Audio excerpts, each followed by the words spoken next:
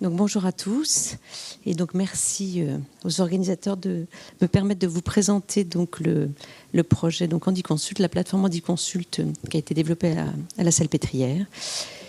Et donc voilà, vous n'hésitez pas à m'interrompre s'il y a des questions. Sinon, j'ai gardé un temps à la fin pour qu'on puisse échanger. Alors juste, moi je suis neurologue de formation et je travaille au département de génétique à la Salpêtrière. Et donc, je m'occupe maintenant plus que de pathologies neurologiques d'origine génétique, soit neurodégénératives et puis de plus en plus neurodéveloppementales. Et c'est dans ce cadre qu'on a monté dans le service une consultation de déficience intellectuelle de l'adulte, qu'on a ouvert maintenant il y a bientôt 20 ans. Et dans le cadre d'un centre de référence déficience intellectuelle de cause rare qui avait été labellisé en 2006. Et cette consultation, en fait, a été développée. Donc, c'est dans cette consultation que moi, je vois des patients en situation de handicap intellectuel avec ou sans trouble du spectre autistique et où s'est posé le problème de la prise en charge somatique.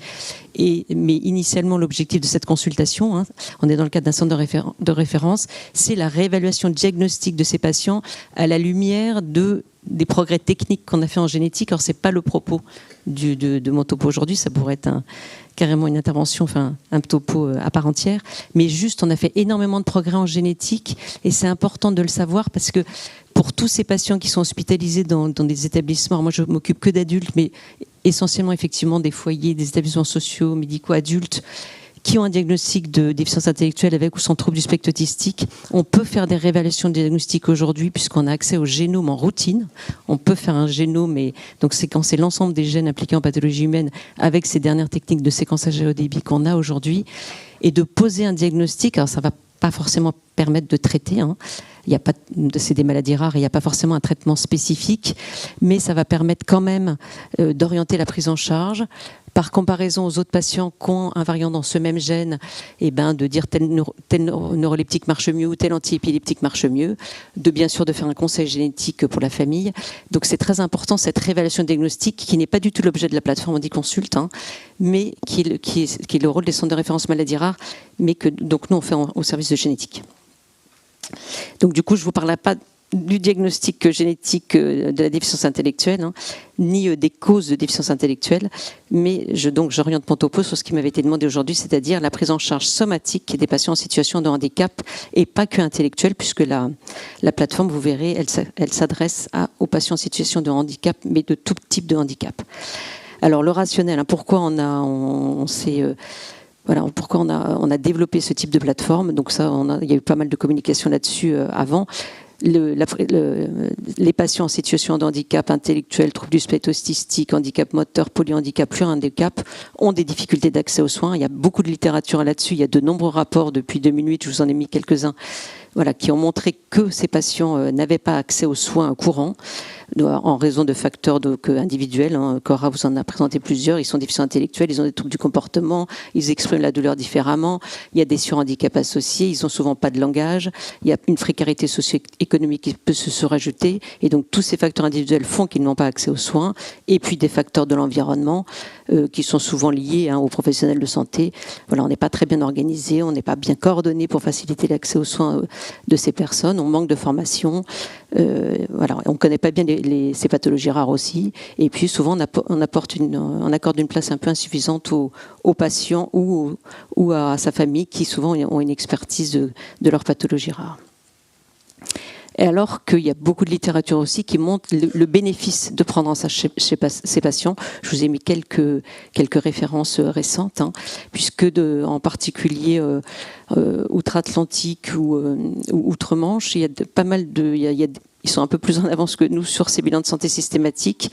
Et le fait de faire des bilans de santé systématiques, il y a plusieurs publications qui ont pu montrer que chez des patients déficients intellectuels avec ou sans trouble du spectre autistique, quand on faisait des bilans de santé somatique comme ça de façon systématique régulièrement, on dépistait jusqu'à 50 à 94% de pathologies qui n'étaient pas connues chez ces patients et avec quelquefois entre 2 et 5 pathologies par patient, avec en plus des pathologies pour lesquelles il y avait une action thérapeutique directe, par exemple un dépistage d'un cancer chez une patiente qui n'était pas suivie parce qu'elle n'avait pas accès aux soins, donc pas de mammographie, pas d'examen gynécologique, on dépistait un cancer, donc avec une prise en charge bien sûr thérapeutique, ou un trouble du rythme qui nécessitait la pose d'un pacemaker.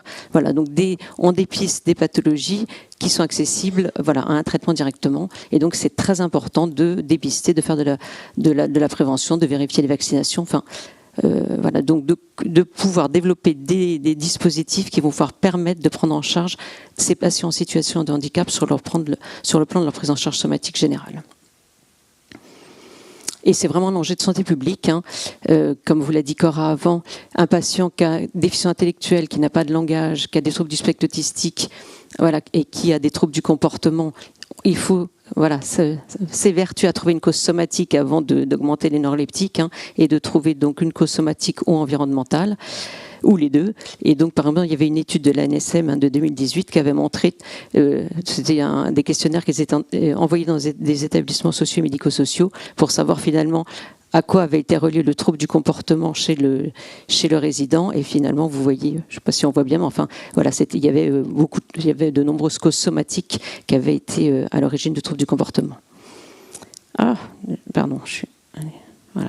Et donc le fait de faire des bilans systématiques, hein, c'est très important parce que voilà, si on le propose pas, on va finalement traiter des patients avec des atteintes plus sévères. Hein. Donc il y a un retard au diagnostic et du coup ça va entraîner des hospitalisations en urgence ou des hospitalisations plus longues, des traitements plus compliqués. C'est sûr que si on détecte un cancer à un stade très avancé, il va être beaucoup plus difficile à prendre en charge qu'un cancer débutant. Voilà, avec donc des conséquences plus sévères et puis un surcoût des dépenses de santé. Et donc c'est vraiment un enjeu de santé publique que les patients en situation de handicap puissent avoir accès à une prise en charge somatique. Alors, c'est quelques exemples, mais Cora vous en a déjà, c'était un peu le même d'ailleurs. Une petite patiente qui avait un syndrome de Rett, hein, c'est un syndrome neurodéveloppemental très sévère qui touche les filles qui sont déficientes intellectuelles, qui n'ont pas de langage, qui ont des petites stéréotypies sur la ligne médiane. Vous en avez peut-être dans vos institutions. Et donc, en fait, une patiente qui avait des gros troubles de comportement. Finalement, on l'avait mis sur neuroleptique, ça ne changeait rien. Et puis finalement, on a trouvé un abcès dentaire qui a été traité et le trouble du comportement s'est amélioré. Un autre exemple, le deuxième, je ne vais pas tous vous les faire, mais une petite Rett aussi qui finalement, elle n'est pas si mal. Hein, les pathologies du neurodéveloppement, souvent c'est des patients qui sont, c'est pas des pathologies neurodégénératives, donc c'est des patients qui s'aggravent pas, qui peuvent même faire des petits progrès. Sauf certains gènes où il y a éventuellement une évolution neurodégénérative à l'âge adulte. Mais donc là, c'était une petite Rett qui finalement s'est qui avait régressé, qui s'intéressait plus à rien. Elle était jeune, elle avait une trentaine d'années, et finalement, on l'a juste montré à l'ophtalmo. Elle avait une cataracte bilatérale, on l'a opérée de sa cataracte, et finalement, elle avait pas régressé, elle voyait juste plus rien du tout.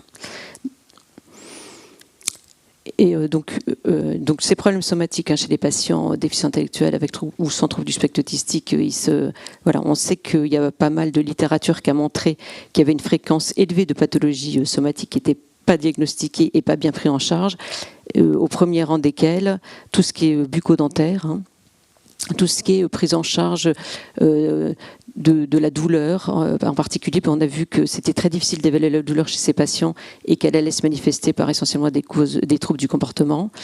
Et donc là je vous ai mis la liste des pathologies sur lesquelles on insiste et sur lesquelles il faut qu'on puisse proposer des consultations dédiées aux patients. Il y a aussi chez nos patients, hein, déficients intellectuels avec troubles du spectre autistique, des comorbidités en raison c'est des patients qui sont sédentaires, qui ont des traitements neuroleptiques qui vont favoriser le surpoids, ou de la dépakine qui va favoriser le surpoids aussi, qui manquent d'activité physique et qui vont du coup avoir des complications. Mais ça, je pense que Christine vous en parlera dans le topo suivant. Alors après, le fait de savoir un diagnostic, hein, je disais, c'est important aussi alors on peut pas toujours avoir un diagnostic. Hein. Aujourd'hui, avec les nouvelles techniques de séquençage à haut débit qu'on a et le génome, hein, moi je fais que de la révélation chez des patients adultes et on arrive quand même à avoir 50% de diagnostic chez nos adultes déficients intellectuels grâce au génome. Donc dans 50% des cas, on va quand même réussir aujourd'hui avec ces nouvelles techniques de séquençage à mettre un nom sur finalement le syndrome génétique rare à l'origine de la déficience intellectuelle et du spectre autistique. Et dans certains syndromes génétiques, il y a des comorbidités ou des complications décrites, hein, ou fréquentes. Et du coup, c'est bien de les connaître. Alors, vous verrez comment on peut éventuellement, il y a des protocoles nationaux de diagnostic et de soins qui permettent de, pour tel syndrome génétique, savoir quelles éventuellement comorbidités ou complications sont fréquemment associées. Là, je vous en ai mis quelques-uns. Par exemple, dans la trisomie 21, il y a un risque augmenté de pathologies neurodégénératives, d'Alzheimer en particulier. Dans la délétion 22q11, il y a souvent des troubles psychiatriques et des syndromes extrapyramidaux qui peuvent être associés, etc. Et donc, il y a dans le cadre de ces centres de référence maladies rares, dans le cadre de nos missions, on doit écrire des PNDS, des protocoles nationaux de diagnostic et de soins, qui sont en fait des référentiels de bonnes pratiques dans telle maladie rare, et donc qui vont permettre d'expliquer aux professionnels de santé qui seraient amenés à prendre en charge un patient avec, je dis n'importe quoi, un syndrome de Rett, un syndrome de Williams, un syndrome d'Angelman, voilà, quels sont éventuellement les symptômes qu'on peut relier au syndrome. Et puis, ça permet aussi de voir s'il y a tel symptôme chez un patient qui n'est jamais décrit dans son syndrome, de dire, tiens, c'est parce qu'on a souvent tendance à tout remettre. Il y a un syndrome génétique rare et quels que soient les symptômes, de dire, c'est un patient Angelman, ça doit être lié à son syndrome. En fait, non, il faut regarder si c'est lié à son syndrome ou non. Et donc, ces PNDS aident à connaître ces syndromes génétiques rares, avec souvent un résumé à destination du médecin traitant qui permet de ne pas devoir lire tout le PNDS, parce que souvent, ça peut être un peu conséquent comme à lire. Il y a souvent quelques dizaines de pages, mais il y a généralement un résumé à destination du médecin traitant qui permet de savoir, d'avoir les principales informations sur le syndrome.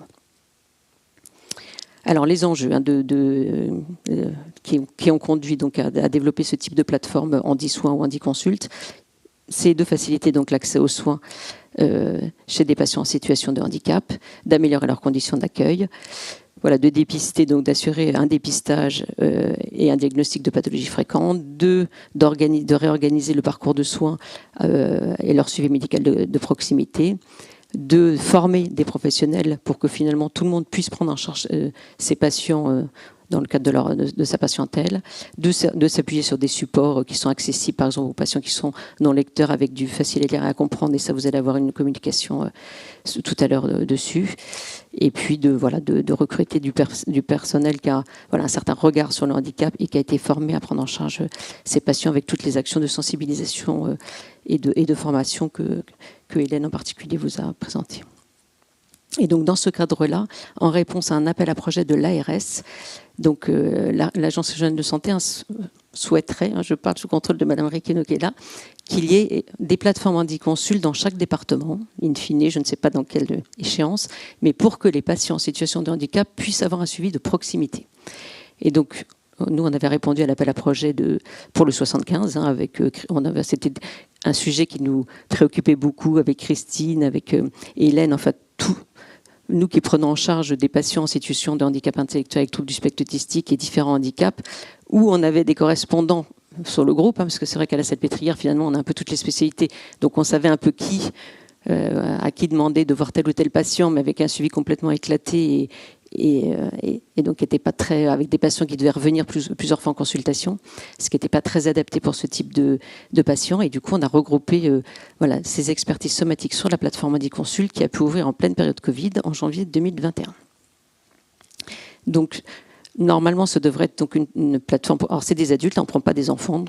Donc, a priori, c'est 15 ans et 3 mois légalement dans les hôpitaux adultes. Et des patients en situation de handicap du département 75. Mais bien sûr, tant qu'il n'y a pas de plateforme dans tous les départements, on prend des patients d'autres départements. Mais je vous montrerai, il y a quand même pas mal de plateformes qui ont été développées en Ile-de-France en particulier. Ce sont des patients qui sont soit à domicile, soit en établissement social ou médico-social. Et on propose... il y a peut-être des établissements là du 75. Normalement, on avait une liste des établissements du 75, puisque comme on est la plateforme référente du 75 on conventionne, c'est une convention complètement tacite, avec les établissements sociaux et médico-sociaux du 75 pour s'engager à prendre leurs patients. Mais si on prend leurs patients pour un problème somatique, ils s'engagent aussi à ce qu'il y ait un minimum d'informations, qu'il y ait un accompagnant, qu'on ait un minimum d'informations sur le traitement, la pathologie, les troubles du comportement.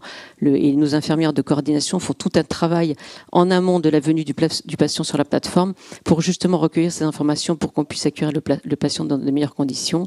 Donc de savoir, je ne sais pas s'il est lecteur ou non, s'il communique avec des pictogrammes, avec une tablette, s'il faut un interprète de la langue des signes qui vienne. Enfin, voilà.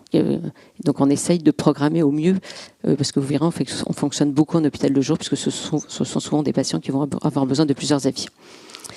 Donc on accueille des patients qui sont en situation de handicap, polyhandicap, plurihandicap, handicap moteur, sensoriel, enfin troubles du neurodéveloppement, et qui sont en échec de soins dans le système de droit commun.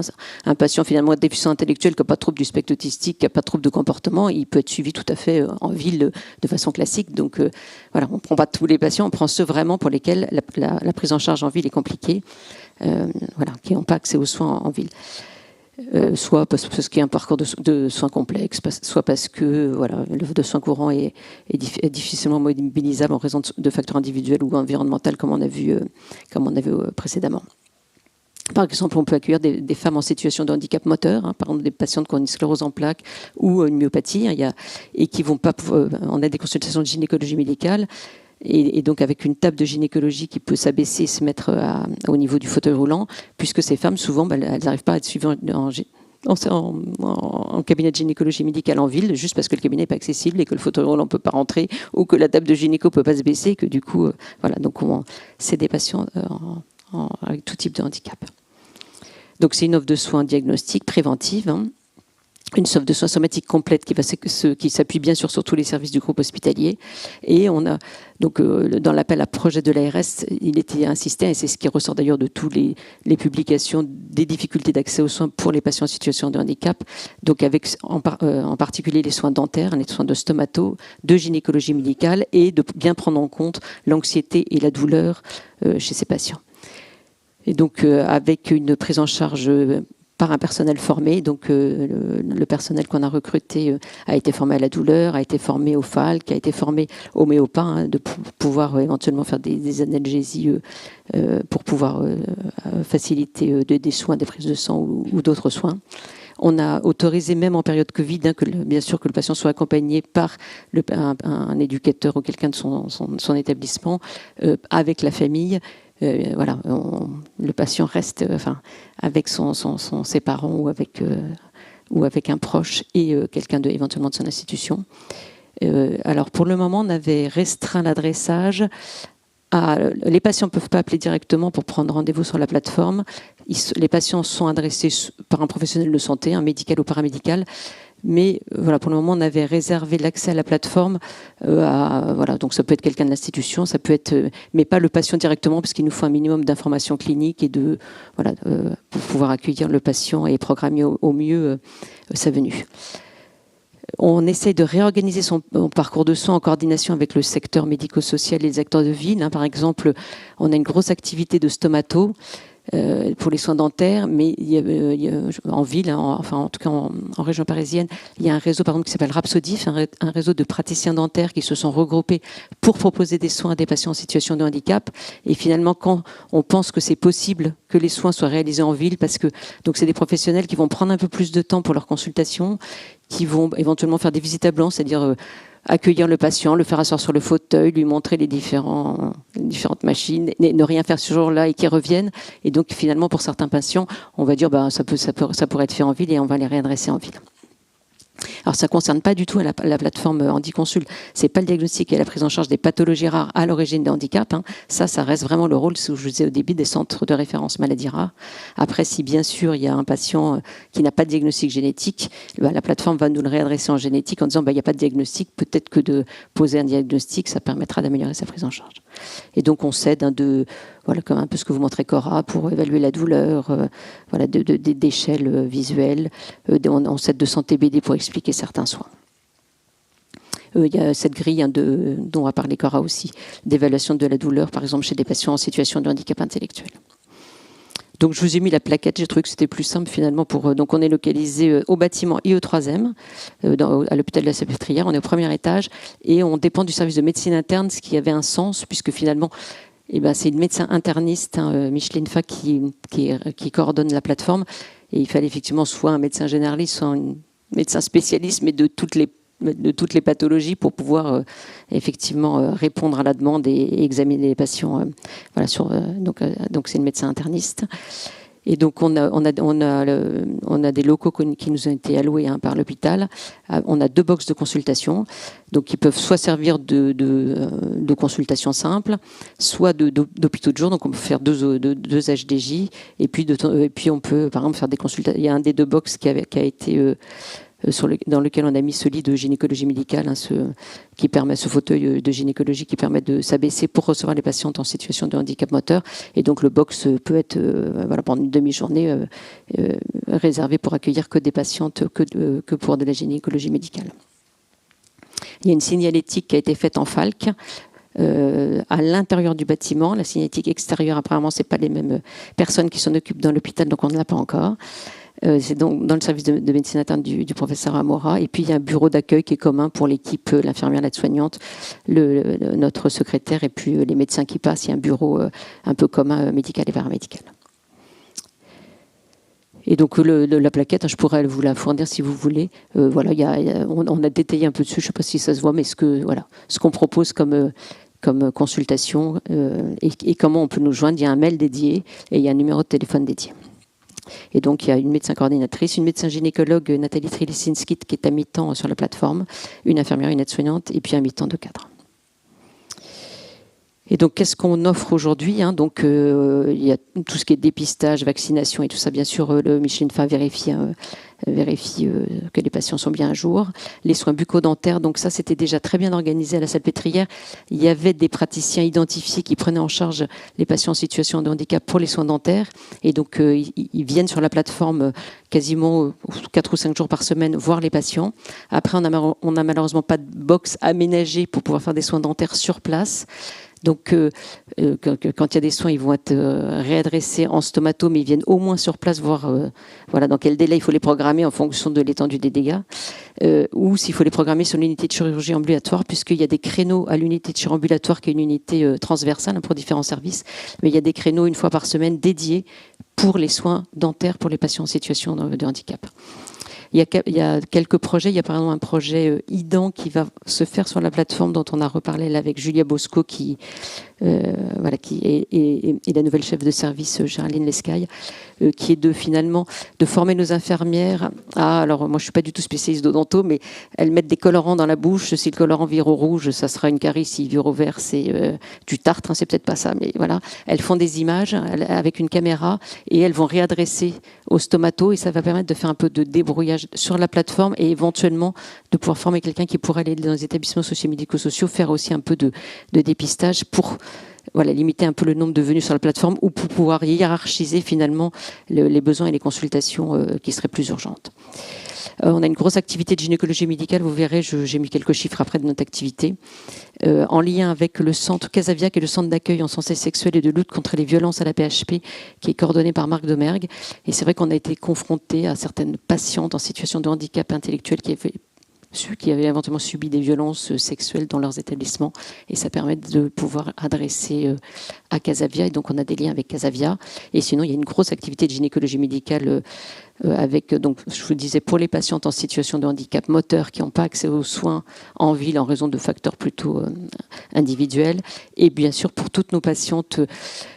Cora vous l'a un peu dit, mais il y a des patientes qui vont avoir par exemple, des troubles du comportement uniquement au moment des règles, ou alors des crises d'épilepsie au moment des règles, avec les variances des hormones, ça peut être en milieu de cycle, en fin de cycle. Et du coup, pour ces patientes, finalement, quelquefois, de mettre une contraception en continu, ça permet qu'il n'y ait plus de règles, et du coup, il n'y a plus de troubles du comportement au moment des règles, et plus de douleurs. Quand elles sont déficientes, c'est vrai qu'elles ne comprennent pas forcément ce qui se passe, il y a des douleurs qu'elles ont. Et du coup, s'il y a moins d'épilepsie, moins de troubles de comportement, juste en mettant une contraception en continu.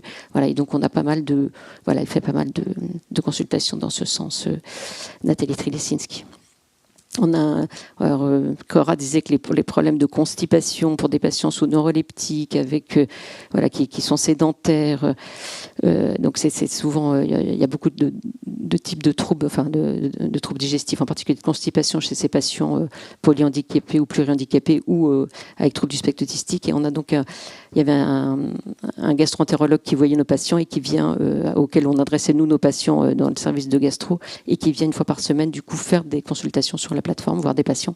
Du coup, ça permet de programmer voilà, je sais pas s'il vient une fois par semaine, ce jour-là, on peut programmer l'odonto, le gastro, et puis, je sais pas, l'ophtalmo s'il y a besoin, et que le patient vienne, et qui du coup, il y a une unité de lieu qui permet qu'il ait tous les rendez-vous le même jour, et c'est quand même plus simple pour les établissements d'accompagner le patient qu'une seule fois plutôt que 4 fois. Et même, voilà. On a des créneaux dédiés pour l'ophtalmo aussi, avec des praticiens qui avaient un regard particulier sur le handicap, qui avaient déjà des consultations handicap et qui arrivent à avoir, pour des patients même pas lecteurs, à évaluer, même s'ils ne savent pas lire, s'il y a des pathologies ophtalmo. Et puis, on a des consultations ORL aussi, avec des créneaux dédiés pour nos patients. Alors, bien sûr, on peut faire des bilans biologiques. On peut faire sous méopa si besoin, sous prémédication. On peut programmer des imageries. Alors, ça ne sera pas forcément sur place, sauf l'ostéodensitométrie qu'on fait sur place, que l'ostéodensitométrie est au même étage que la plateforme. On peut faire des IRM cérébrales sous AG. Alors, on n'a pas plus de créneaux. Il y a des créneaux d'IRM cérébrale sous anesthésie dans l'hôpital. Et donc, en fonction du degré d'urgence, on prend les patients sur la plateforme pour la consultation d'anesthésie et le bilan pré-anesthésie. Et après, comme c'est à Baminski, le jour de l'IRM, ils vont dire 2 jours après, généralement, on les prend 48 heures avant. Et après, ils vont directement pour l'IRM sous AG, où ils sont gardés juste en hôpital de jour. On a fait beaucoup de vaccinations Covid pendant la période Covid, parce qu'il y avait des patients très autistes qui n'arrivaient pas à être vaccinés dans leurs établissements. Et du coup, on a réservé des box de consultation des demi-journées pour pouvoir vacciner les patients. Et puis, on a une pédicure podologue aussi, ce qui peut être intéressant parce que quelquefois, il y a juste un ongle incarné ou une épine dans le pied ou un panari. Et finalement, c'est ça qui est à l'origine de troubles du comportement, mais personne n'avait jamais enlevé les chaussures et les chaussettes du patient pour le voir. Et donc, on a une podologue qui vient. Et puis, on a toutes les équipes mobiles. Alors, je ne l'ai pas mis là, si j'ai peut-être mis après. Les équipes mobiles, donc, qui sont mobiles dans l'hôpital, qui peuvent intervenir sur la plateforme. En particulier, l'équipe mobile de dénutrition, dont va peut-être vous parler Christine, avec Dorothée Bédoc. L'équipe mobile de soins palliatifs avec Laure Cérès. Et puis, l'équipe mobile de la douleur.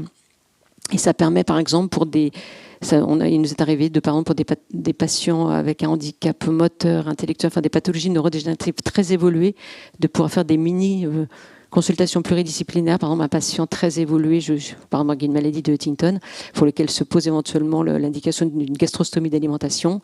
Ça permet de se poser, d'avoir le neurologue référent vient sur la plateforme, d'avoir l'avis de l'équipe mobile de la douleur si le patient est très inconfortable, de l'équipe mobile de dénutrition, savoir s'il y a des compléments alimentaires nécessaires ou pas. Le gastro qui vient, il dit comment techniquement ça va se passer. Le patient, bien sûr, sa famille. Voilà, et du coup, et puis bien sûr l'équipe mobile de soins palliatifs, puisque voilà, jusqu'où on va quand on met une gastrostomie pour une pathologie neurodégénérative avec toutes les questions éventuellement éthiques que ça peut poser. Mais ça permet, la plateforme aussi, permet ce type de discussion. Bien sûr, on prépare les patients avant à la séquence des soins. Ils peuvent venir sur la plateforme pour rien s'ils veulent, et puis on programme l'hospitalisation après. Donc, il y a un entretien téléphonique en amont dont je vous ai déjà parlé. Donc, voilà, on peut faire des consultations blanches, et puis on peut s'aider de différents supports visuels pour planifier les différents temps et séquences de soins. On a beaucoup communiqué sur la plateforme. Alors, je ne vais pas tout vous détailler, mais voilà, on a beaucoup communiqué sur la plateforme au sein de la PHP, au sein des différents établissements sociaux et médico-sociaux. On avait envoyé des mails à tous les établissements sociaux et médico-sociaux. On a fait des mails de diffusion. On a fait des webinaires avec les généralistes du 75 pour qu'ils nous connaissent et qu'ils puissent nous adresser les patients. Et puis, dans différents congrès, on a présenté la plateforme. Et puis, il y a différentes personnes qui sont aussi venues nous voir pour voir comment on fonctionnait. On essaye de faire un peu de recherche et d'enseignement et de formation.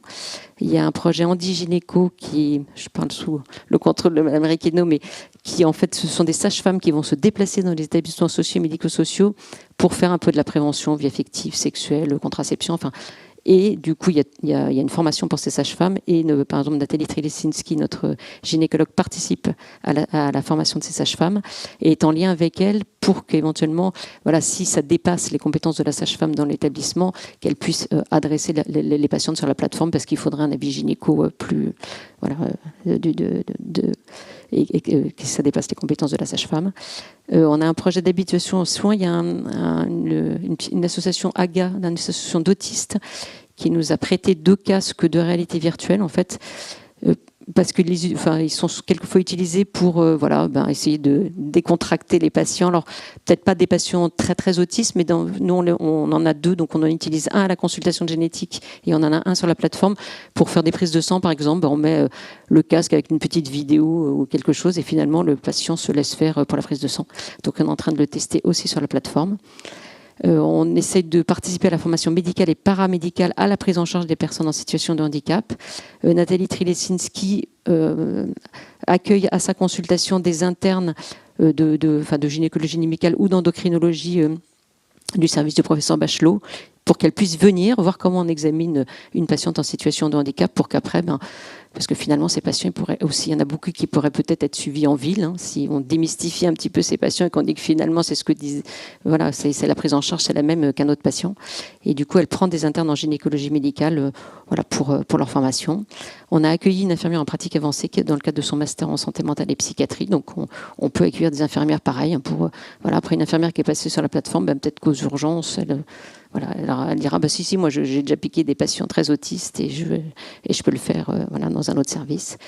On a répondu à un appel à projet. J'avais répondu à un appel à projet de la Fondation Personnage en collaboration avec la plateforme de Villévrard qui nous a permis de recruter une arc à mi-temps pour essayer de faire nous aider à faire des statistiques, à suivre les patients qu'on suit, à voir un peu quel type de patients on suit, d'où ils viennent, pour quel type de handicap, et puis essayer de voir quelles pathologies on dépiste, quelles comorbidités pour éventuellement faire des recommandations de bonnes pratiques et dire dans tel handicap, il y a souvent ça d'associé, il faut le rechercher, ou je sais pas, dans tel syndrome génétique rare, il y a tout le temps ça, il faut le rechercher. Donc pour essayer de diffuser des recommandations de bonnes pratiques.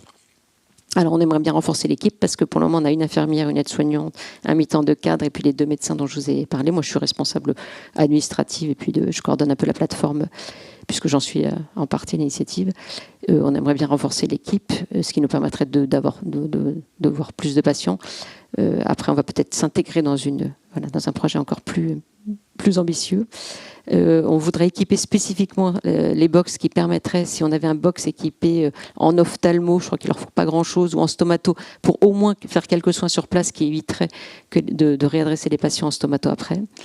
Le projet IDEN dont je vous en ai parlé. Et puis, on aimerait avoir éventuellement un poste d'interne, soit d'interne de médecine générale, soit un poste éventuellement qui pourrait être mutualisé, où des internes viendraient 3 mois, ils viendraient d'un autre service et 3 mois chez nous. Et puis, pour qu'ils puissent être formés au handicap et après qu'ils soient cardiologues ou orthopédistes, s'ils ont un patient autiste à leur consultation, qu'ils puissent dire non, je vais l'examiner comme un autre patient. Pareil pour éventuellement avoir un poste d'infirmière. Pas que quand on a accueilli des infirmières en pratique avancée, mais qu'on puisse éventuellement former aussi des infirmières ou des aides-soignants, qu'on puisse accueillir du personnel paramédical ou médical en formation. Donc l'activité, en 2021, donc ça a commencé tout doucement. On était un peu en période Covid, donc c'était un peu compliqué. Au moment des vacances, vous voyez, il y a moins d'activité, mais comme on n'a pas 2 équipes, et du coup la plateforme ferme quand il y a personne à la plateforme. Le type de prise en charge, donc c'est essentiellement, vous voyez en bleu, des patients qui viennent en hôpital de jour, parce c'est des patients qui souvent ont besoin de voir, le stomato, la gynéco et l'ophtalmo, donc ils viennent en hôpital de jour et c'est de la programmation. Après, il y a donc plus de la moitié c'est de l'hôpital de jour, plus du tiers c'est de la consultation seule. Ça peut être une consultation de médecine interne seule. Par exemple, Micheline Fin, notre médecin interniste, elle peut voir juste un patient en consultation de débrouillage pour dire après, faudra prévoir ça ou ça comme examen complémentaire. Et puis il y avait une activité de téléconsultation, c'était pas mal pendant la période Covid, c'était souvent la gynécologue médicale qui voit les patients, qui demande un bilan hormonal ou endocrinien et qui redonnait les résultats ou qui évaluait l'efficacité d'une contraception, avec des téléconsultations. Alors c'est beaucoup de handicap, quand je mets intellectuel, c'est handicap intellectuel et troubles du spectre autistique, vous voyez, pour plus de 50% des patients. Donc c'est vraiment ces patients qui n'ont pas accès aux soins en ville. Beaucoup de handicap, un tiers de handicap moteur, c'est à peu près la même proportion pour les femmes en situation de handicap moteur, et c'est beaucoup la consultation de gynécologie médicale et puis des plurihandicaps, des polyhandicaps. Les patients finalement, donc vous allez voir, il n'y a pas de plateforme dans tous les départements, mais finalement on prend plus de 90% viennent d'Île-de-France, donc finalement on est quand même le locaux régional, 34% de Paris et puis 62% hors Île-de-France, et complètement hors 75 pardon, et complètement hors d'Île-de-France, moins de 10% des patients. Donc les modalités d'adressage des patients. C'est petit, je ne vois plus rien. Donc APHP pour plus de la moitié ou plus de la moitié, établissements sociaux et médico-sociaux un peu plus d'un quart, des professionnels de ville à peu près 10%. Et alors patients au centre d'entourage, on avait dit qu'il n'y avait pas d'adressage direct, mais c'est vrai que quand les patients viennent sur la plateforme pour un bilan, je sais pas, et quelquefois, voilà, finalement, ils vont revenir, ou alors ils vont en parler à quelqu'un d'autre qui va nous l'adresser par le biais de son médecin. Mais il y a quand même du coup des adressages quand même directement. L'activité de consultation, donc c'est essentiellement de la médecine interne, hein, comme vous pouvez voir, avec un nombre de consultations. Là, dans le dernier, je suis désolée, il manque le mois de décembre, donc c'est pas tout à fait exhaustif. Donc c'est en premier beaucoup de médecine interne, beaucoup de gynécologie, beaucoup de stomato, gastro-entéro, ophtalmo, voilà, l'une ou l'autre, et puis après un peu ORL, douleur. Enfin, après c'est plus anecdotique. Alors, il y a une forte activité je vous ai dit, de préparation de la venue du patient en amont. Et donc, du coup, il y a des entretiens téléphoniques qui prennent beaucoup de temps à notre infirmière, à notre aide-soignante, et qui ne sont pas forcément valorisés, mais il y a toute une partie entretien avant et coordination. Donc, je vous ai mis en 2021 et 2022. Voilà, les soins sous Méopa, finalement, c'est pas tant de patients que ça, parce que voilà, d'accueillir le patient, de bien l'installer, qu'il ait sa tablette ou son casque, que le parent soit à côté. Finalement, quelquefois, on arrive à faire des soins qui étaient impossibles en ville, mais juste parce qu'on prend un peu plus de temps, mais on a aussi le temps. C'est sûr qu'aux urgences, quand il y a plein de gens qui attendent, on n'a pas vraiment le temps de se poser. Donc, des bilans biologiques sanguins, beaucoup des examens d'imagerie, enfin voilà. Donc ça, je vais peut-être passer. C'était plus pour la gynéco. Donc la gynéco, voilà, voilà, pour 50% de patientes en situation de handicap moteur.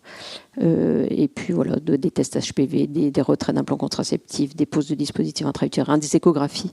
Donc notre gynécologue, elle se forme à l'écho, donc elle pourra faire des échos. Il y a un écho portatif qu'elle pourra faire des échos sur place. Et puis beaucoup du coup d'activités de stomato, avec pour un tiers des patients des soins qui sont programmés donc sur le groupe par la suite. Il y avait un projet IDAN de pouvoir faire des soins sous sédation très légère. Voilà, c'est en discussion avec les stomatos parce que finalement ils trouvent que le midazolam Peros marche pas si bien que ça et qu'il faudrait faire du midazolam IV mais qui nécessite un anesthésiste. Donc c'est un peu plus compliqué finalement que ce qu'on avait initialement pensé. On donne des critères de satisfaction aux usagers pour savoir voilà si, et puis en règle générale ils sont plutôt satisfaits de la plateforme, à part sur la signalétique externe mais elle n'existe pas donc voilà. Voilà les dispositifs HandiConsult, donc il y en a d'autres. Hein. Il y avait le dispositif, alors un des premiers c'était le dispositif du 91, alors qui n'est pas là parce que en fait finalement voilà c'était celui de pas de Villévrard, mais Étampes, voilà, mais qui malheureusement, voilà, c'était un médecin, voilà, le docteur Saravan qui l'avait initié, c'était un des premiers dispositifs, sauf que voilà, le médecin est parti à la retraite et ce dispositif malheureusement n'existe plus. Il y a le dispositif de Villévrard qui est bien antérieur au nôtre et qui est au sein de l'EPS de Villévrard et qui avait été fait pour les patients hospitalisés en psychiatrie pour qu'ils puissent avoir leurs soins somatiques. Et donc on a beaucoup de liens entre les différents dispositifs HandiConsult de l'Île-de-France. Et puis il y a un dispositif donc dans le 94 qui a été ouvert en même temps que nous. Hein. On va le demander. Et puis depuis, un deuxième dispositif qui a ouvert à Paris, à Le Courbe, qui était déjà un centre qui accueillait des patients en situation de handicap et qui est labellisé HandiConsult et financé par l'ARS. Et puis il y en a un qui a ouvert dans le 78 et un dans le 95. Donc voilà, les départements, il y a des HandiConsult. Alors sinon, on reçoit des patients qui viennent de ces départements, on peut les réorienter en leur disant il y a un dispositif dans votre département. Après, nous, on a des liens entre nous parce qu'il y a quelquefois, il y a des examens qui se font, par exemple, chez nous, mais pas chez eux, ou des avis d'expertise qu'on a et qu'ils n'ont pas, et inversement. Donc bien sûr, on a des réunions entre nous. C'est la chef de service de Villévrard, Vendry et Clef, qui pilote un peu ces réunions. Et on a des réunions entre nous, on peut échanger sur des cas difficiles, sur